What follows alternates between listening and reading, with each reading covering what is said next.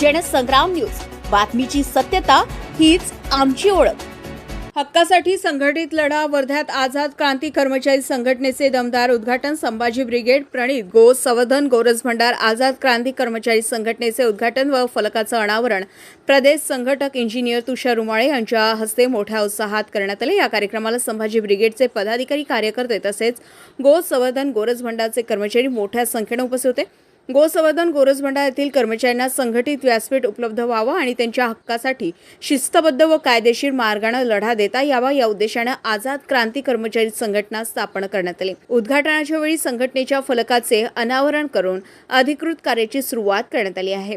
संघटनेचे पदाधिकारी अध्यक्षपदी इंजिनियर तुषार उमाळे, सचिव सोपान खोडे, कार्याध्यक्ष महेश तेलराने, उपाध्यक्ष संजय गांडोळे, कोषाध्यक्ष पुरुषोत्तम येंडे, सहसचिव निर्गुण भाऊ खेरकार यांची निवड करण्यात आली। तसेच कार्यकारिणी सदस्यांची घोषणा करण्यात आली।